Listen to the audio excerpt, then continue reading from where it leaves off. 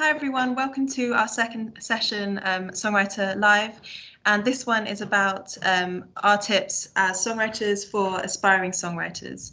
We're all going to share that with you. And my name's EJ, I'm a singer-songwriter and multi-instrumentalist and also a music tutor. Victoria, could you introduce yourself? Yep, I'm Victoria. I'm a singer, songwriter, session musician. I can never say that, even though that's what I am. And music teacher. I mainly kind of write on the piano.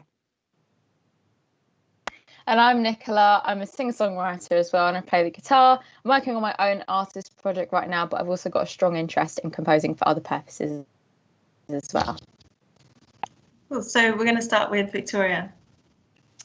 So my first kind of tip for songwriting would have to be authentic. There's no one else in the world that is better at being you than you are, and I think that's what we have as our strength as songwriters, is that is our individuality and our approach to things. So you could 10 people could write a song about walking to the shops and they would all sound completely different, and I think that's what's really, really important to focus on, is that individuality and that authenticity. Sometimes we try and be what we think is going to be popular, or what we think is going to get us somewhere, or we'll write a song that we think will get picked up by a manager or a label or whatever. And I've definitely fallen into that trap myself. And that my best music has always been the kind of music where I think I'm not writing for a purpose. I'm just thinking, is this something that I'm happy with and that I feel is a real reflection of who I am as an artist? So I think that's definitely the first point. Do you guys have anything to add on that, or? I think with talking about like authenticity, because obviously that can be quite, when you actually sit down to think about it, like, oh, how can I be authentic? How do you make sure that you are being authentic? Like, what do you have like a little process as to being like, right, I'm going to write about this, I'm going to write about this, or I'm going to make sure I say this or do that? How do you kind of make sure you are being authentic? So for me personally, what I mean by that is that be true to who you are and the things that you want to do and the sound that you want to have. So say if I sit down to write a song about, I don't know, like an ex-boyfriend or something, I'm not Taylor Swift. Yeah. So like, I think even though she's so incredibly popular and successful, we can sometimes fall into the trap being like, okay, well, if I kind of try and write it in this style, that might be better for me, when actually, writing in exactly the way that, and there's no real, I think the way to check on that, I guess, is just to look back and just feel like, am I really proud of this song? Does it reflect who I am? Would I feel comfortable showing it to other people? And EJ touched on this on the last session. And I definitely have this from having toured one album for about 3 years, is like, are you going to be happy singing that song 5 times a week for 6 months or whatever? And if the answer is no, then it's probably not, it's not an authentic reflection of who you are as an artist.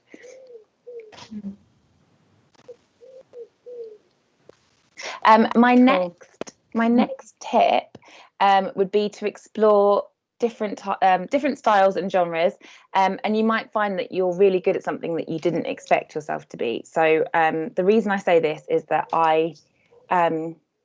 and Nicola kind of touched on this last week as well, about trying out lots of different styles and kind of trying to find out exactly who she is and what her sound is, and having that kind of evolution as a songwriter. But I know that I was really, the music that I listened to was hip hop and soul music, and that was, and jazz, and I wanted to be like Amy Winehouse or Erykah Badu, and that was the music that I loved.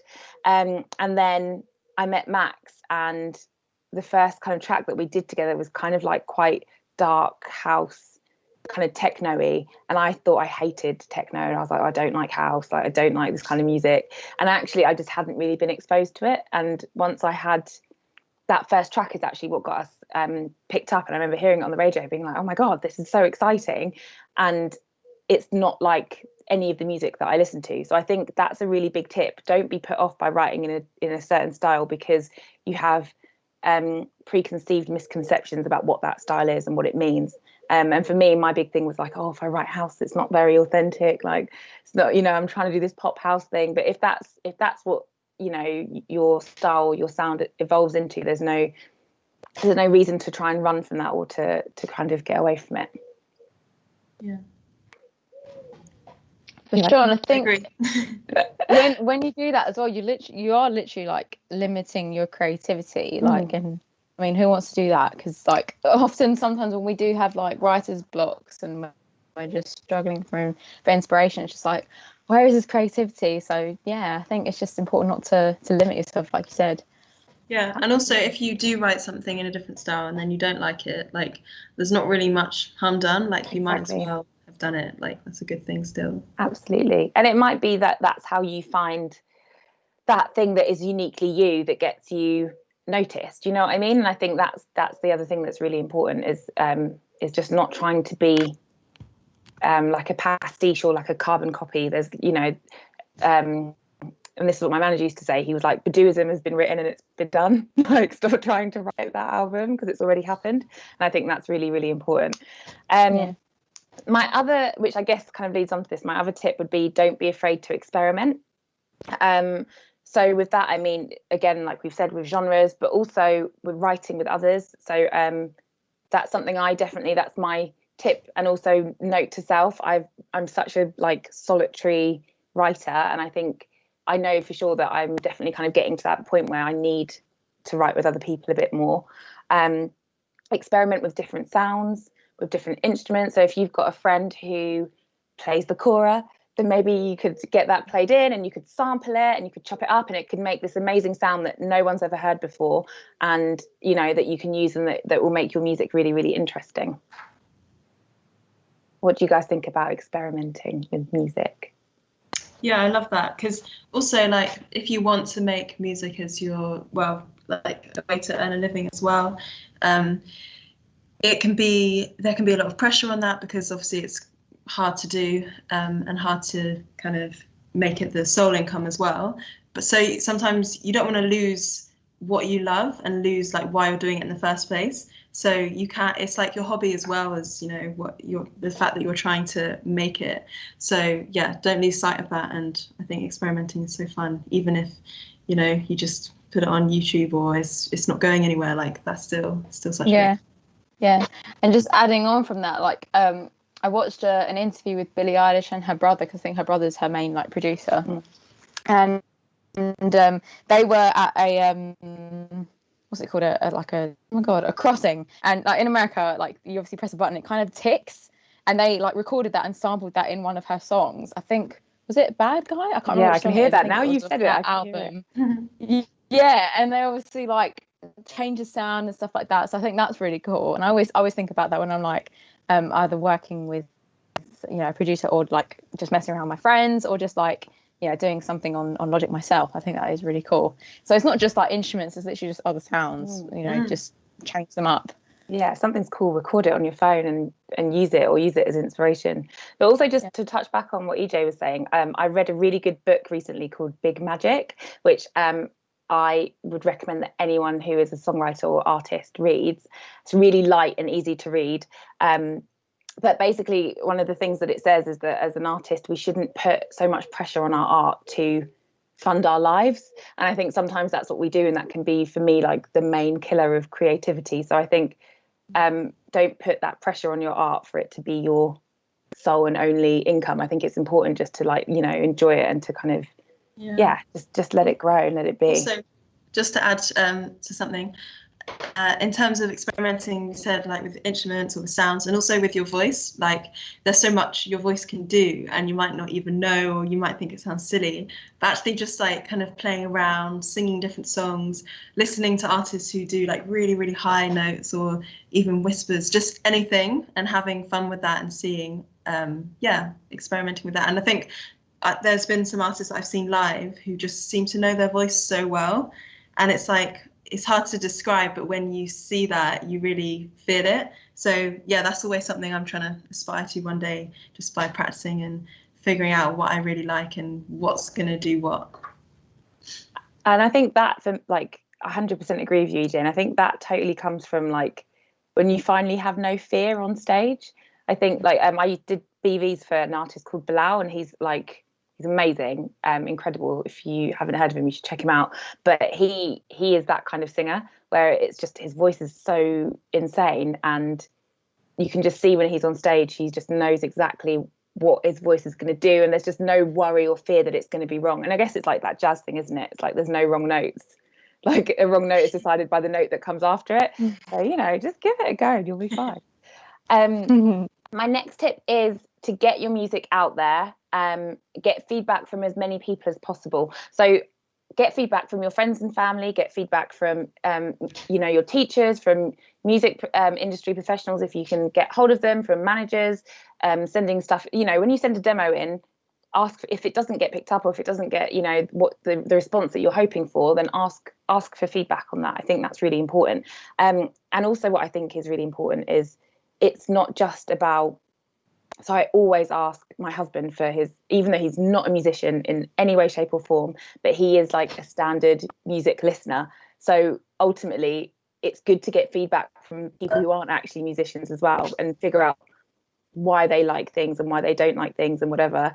And that can be really useful, as well as getting feedback from A&Rs or from, you know, managers, or from songwriting teachers or whatever. Like, get a full breadth of feedback, because that's going to be the best way for you to improve. But then at the same time, on the same note, which I know I probably shouldn't say after saying that, but sometimes you know a song is good and other people might not. And I've had situations where a label have been like, oh, don't know if we should release that, and then that'd be the song that does really, really well. So at the same time, I think if you have a real strong gut feeling, don't listen to feedback and go with what you in your heart of hearts you believe. Does anyone have anything to add on that? Yeah, just to reiterate that point, I think, because what I found with so I did 2 music videos, and even like single covers, like the cover for it, and it's like you can ask so many people, and then all those people are going to have completely different opinions, or someone might really like one version, another person really likes the other. So then, and because it was my first experience of releasing something, that kind of became kind of like overwhelming. And then you're thinking, oh, like whose opinion should I go with?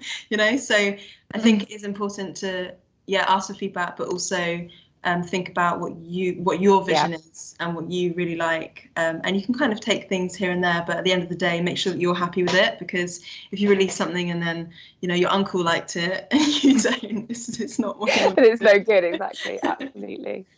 Yeah. Nice.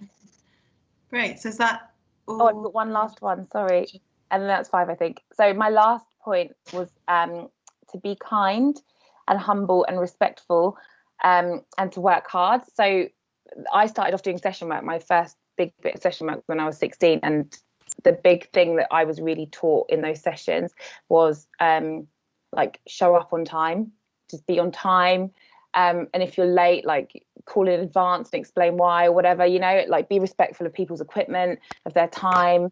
I think it's just really important to be someone that people want to be around, because ultimately that means that you'll get called back for more work and more work and more work. It can be really easy sometimes to get caught up in ego and with everything else. So I think my other big thing, if you're a songwriter and you kind of want to make a career out of this, is just be a good, kind person.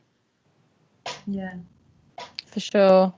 Yeah, it's as simple as that, really, isn't it? Because like you said, if you can be as skilled and as amazing of a songwriter or, you know, musician as possible, but if you turn up with the wrong attitude, and they're gonna be like, all right, well, we're gonna go to the other guy he's good as well, and or girl or whoever, and, you know, they're great and, you know, they're nicer. So it's as simple as that.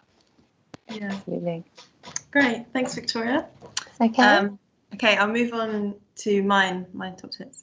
So my first one is to push yourself to learn new chords, chord patterns and notes, so that you're growing your style and developing your skills, and also figuring out what sound you want and which direction you want your music to go in. And I think it's very, very easy as a songwriter to kind of have those chords that you love using, and that style that you kind of fall into.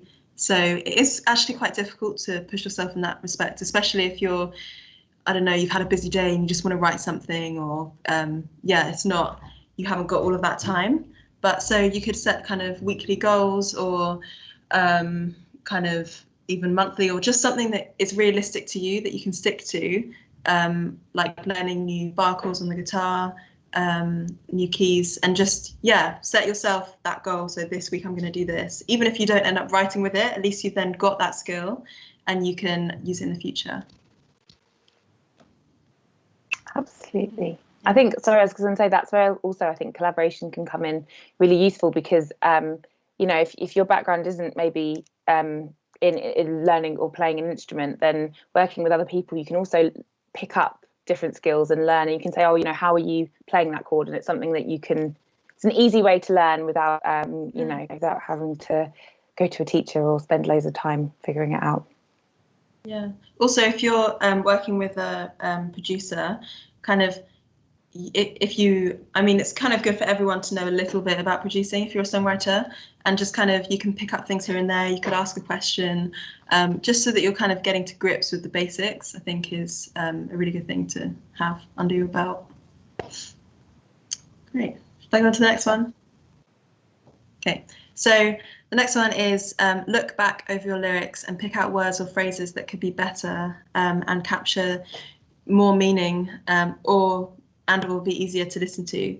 So there's kind of different points you can have in front of you when going back over your own songs, and it is difficult as well to kind of pick apart your own songs and think, oh, maybe that line there doesn't actually capture the meaning as well, or maybe it's a little bit cheesy or something like that. But because the song does feel a bit like your baby when you've written it all yourself. But if you can do that and like kind of put everything aside, you can then make a better song, and you can maybe relate to more people.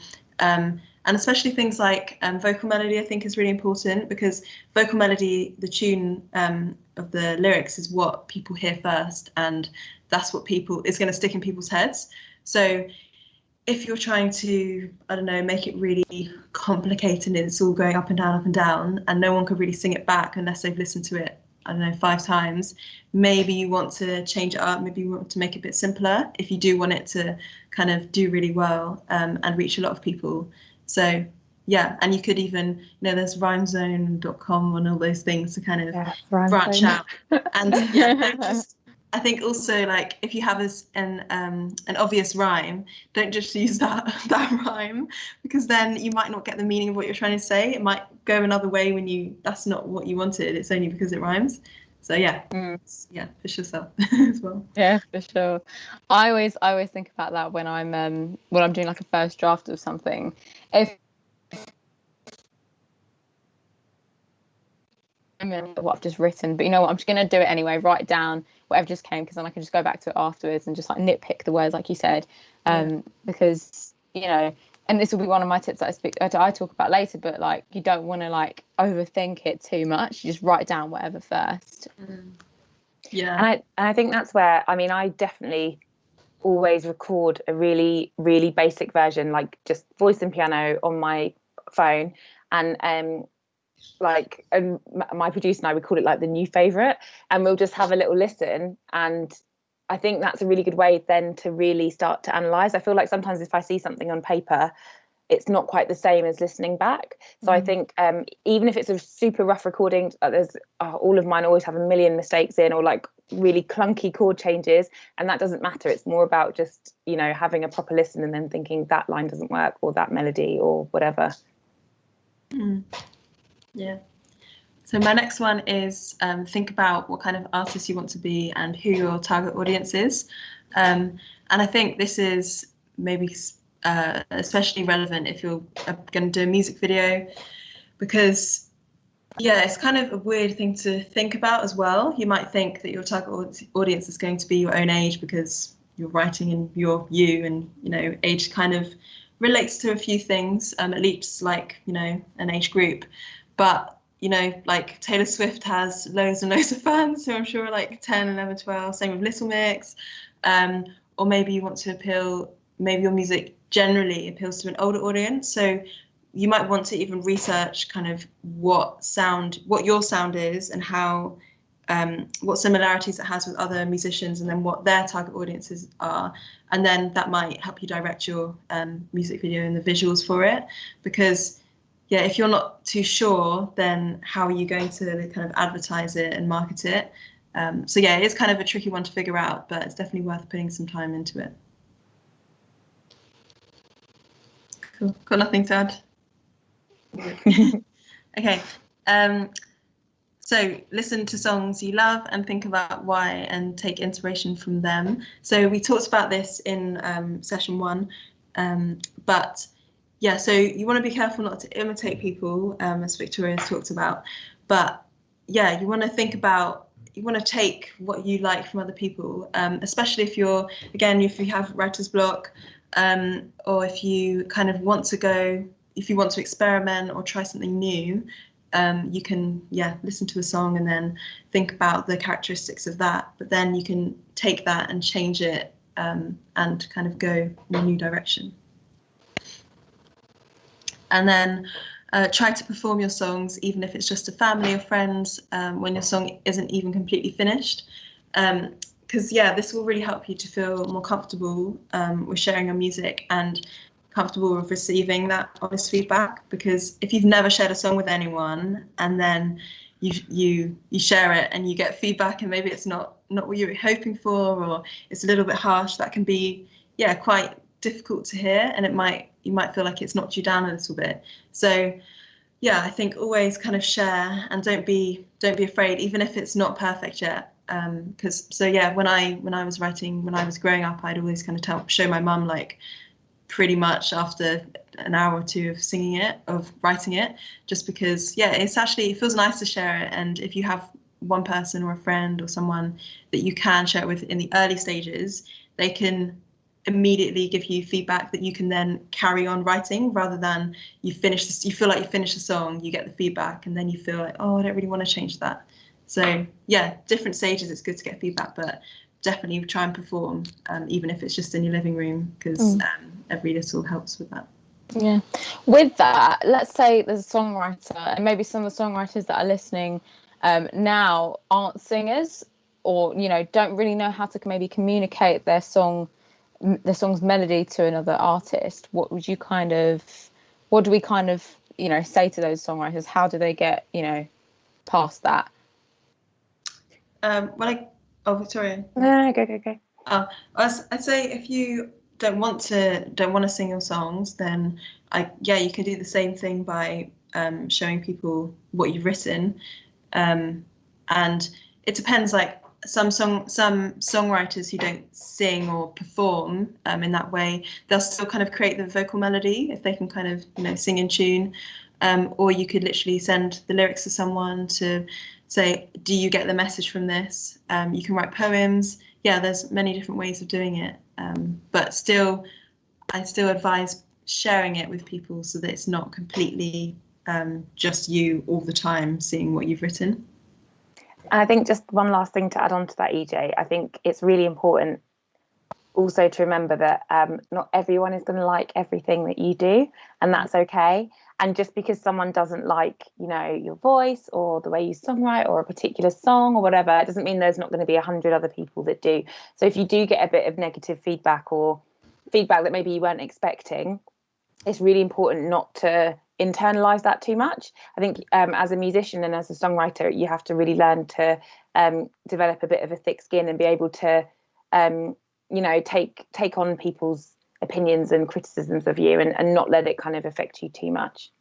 And if there's a line that you have that you thought really kind of showed that meaning, but then someone else has had a different interpretation or said it's not quite right, you can kind of, that can be difficult to hear, but try not to let that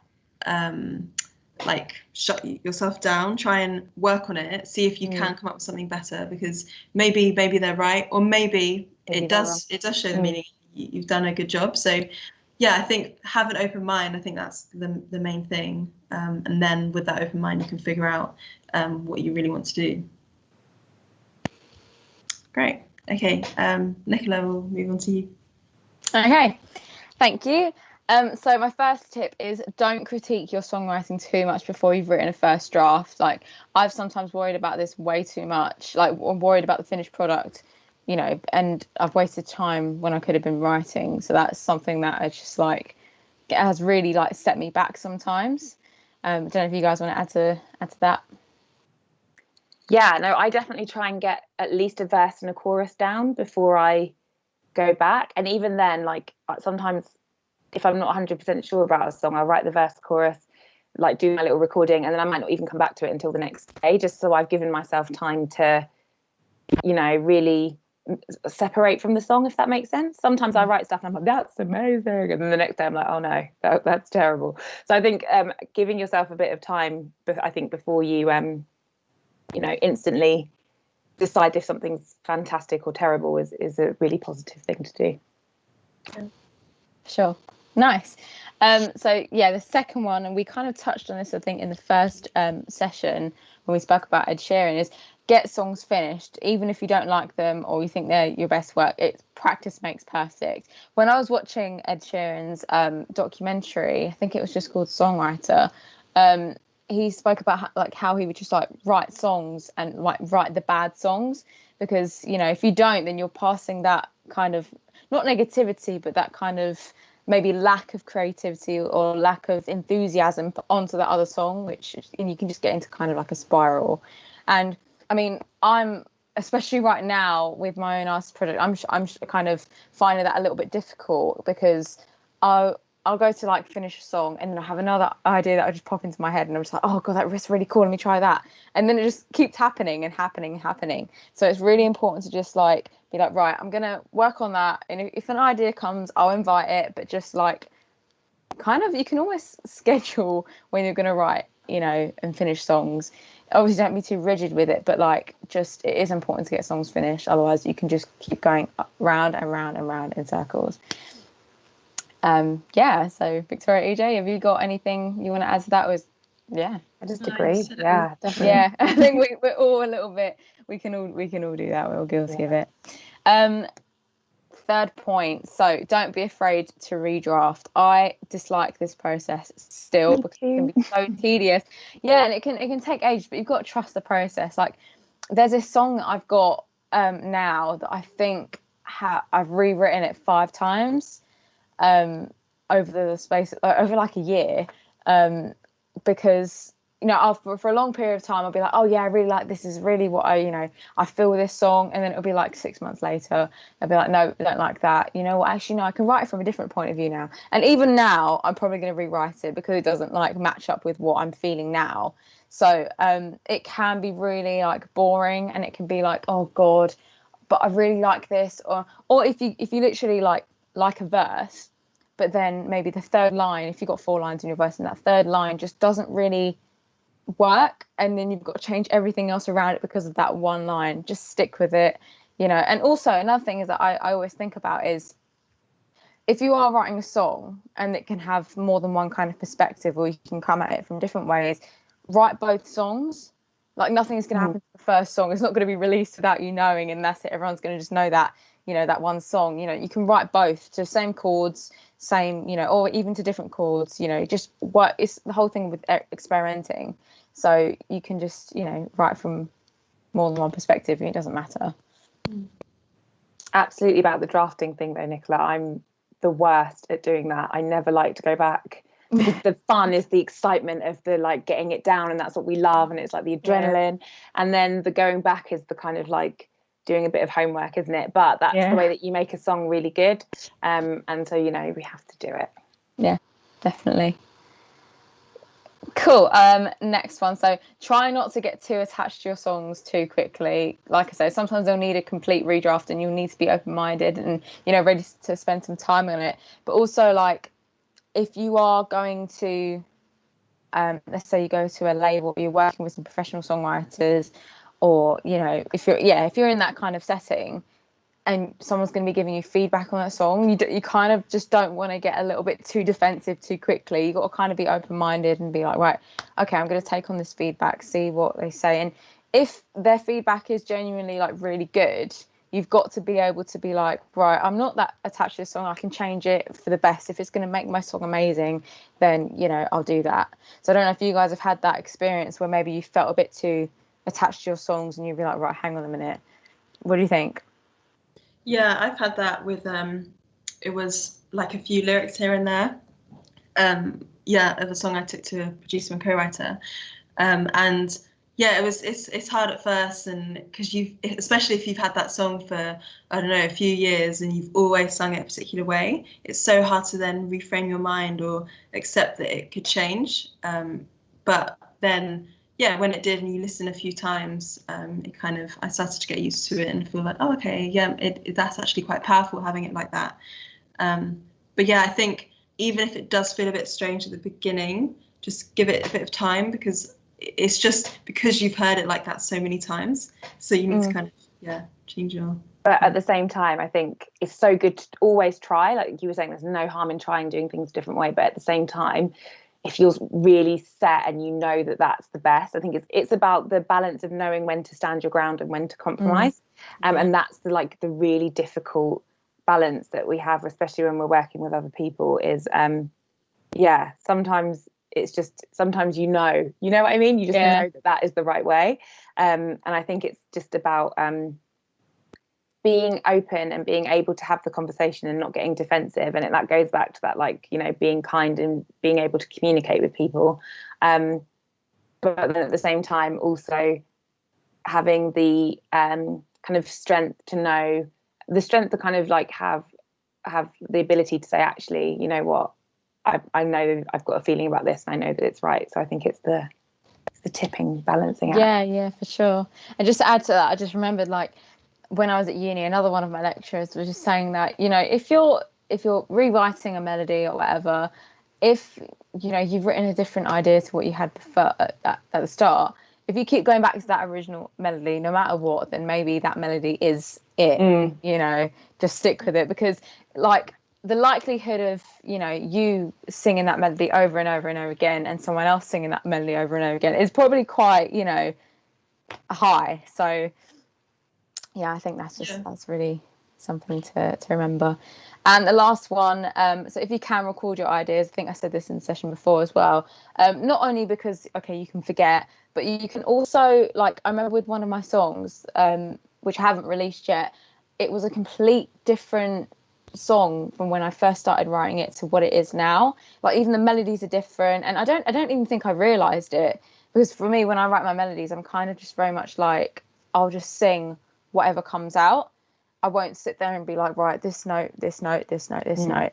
So I think it's just from singing it over and over again, and that's quite good. And also, if you just want to have a moment where you reflect on how far you've come, or how your process has changed over a certain amount of time, listening back and actually recording yourself is a great way to actually reflect on that, because be like, okay, so has my melody writing improved, and my lyrics getting better? Do I kind of sound the same? Do I write in the same key? I think so. There's many benefits to recording your ideas, not just because you forget sometimes. 100%. Yeah. Definitely. Cool. Well, that's it for me.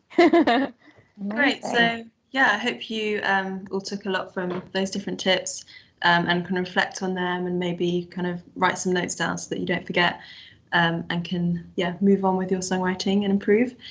If you have any questions that you want to ask for, in the next session, then please email the email address which is in the description of this video, and it will be out next week. Thank you very much, and hope you enjoyed it.